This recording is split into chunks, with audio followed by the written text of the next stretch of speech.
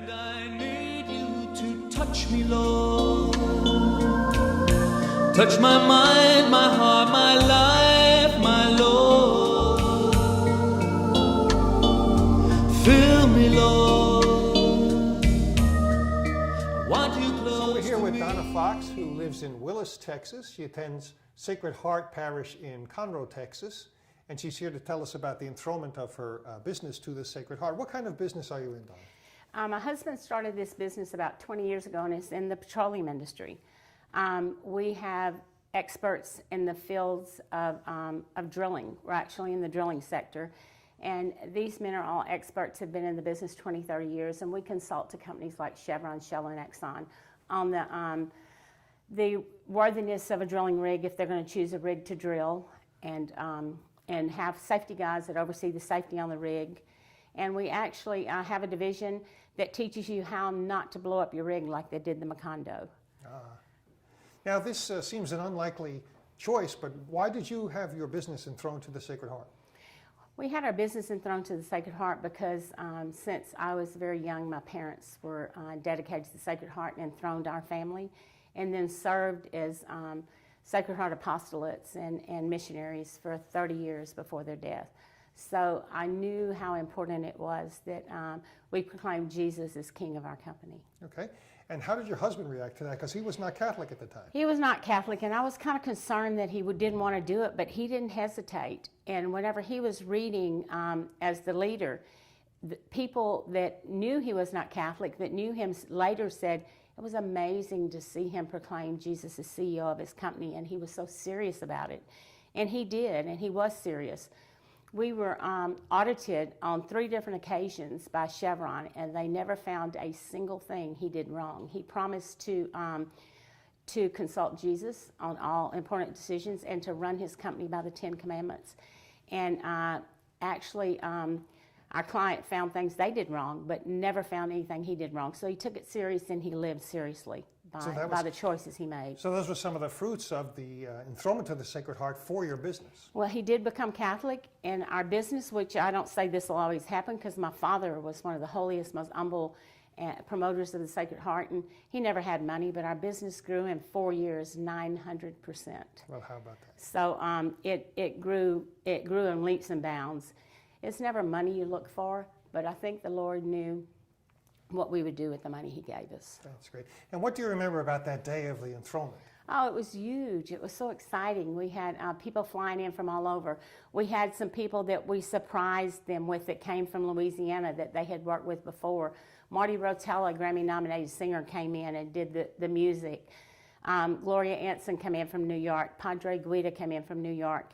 And it was just an exciting, exciting day. We wanted to make it big for our Lord. It was a big day. Oh, that's fantastic. And what did your employees think of all this? We know what your husband thought, but what did they think?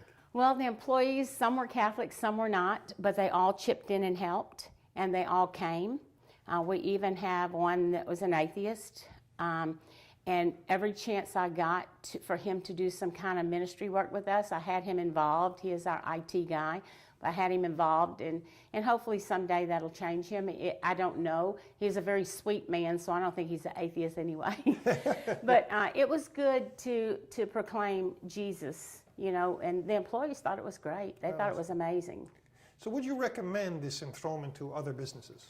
I recommend the enthronement to businesses. You need the protection of the Sacred Heart. You need to work under the protection of the Sacred Heart. And whenever you proclaim Jesus as King of anything, your family, your business, Jesus takes it seriously, and he lives out his promises. Whether you accept those promises or not is up to you. So Jesus as King of your home and as CEO of your business, you would recommend that for everyone? I would recommend him. I want to tell you a brief little story. I managed Thailand for our company, and I was there about 4 times a year, and I had 32 consultants that worked for me. So that was 32 families depending on us, because if a consultant doesn't have work, they don't make a living. I was there to negotiate a contract, and we were trying to get a 3-year contract. And normally it was 2 years. So by the end of the 2nd year, they were worried about whether they were going to have a job the next year. So I said to my husband, if we can negotiate a 3-year contract, it'll be so much easier. And he absolutely, I think he's the one that said it first, actually. And so Thailand is 95 degrees every day and 99% humidity every day. I got there with this big, expensive can of hairspray, knowing that if I walked into this meeting, I had to be game on to negotiate that kind of contract because it was millions. And my hairspray would not work. 3 weeks we fought this. My husband was so fed up with hearing me whine. He went and bought every kind of hairspray you can find in Bangkok. All of them were terrible. Your hair stuck together. I'm getting dressed that morning to go for the negotiations with all the big guys at Chevron. My husband is sitting in the living room of the place that we're at, the little suite, and I'm in there getting dressed, and he hears me say, "Okay, Lord, I have had enough of this.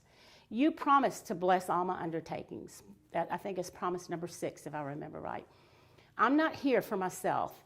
I'm here to negotiate for 32 other families. If I'm not successful today, they don't have jobs. I'm here because we also take care of an orphanage here. We're there, we're helping them, monetarily we help them.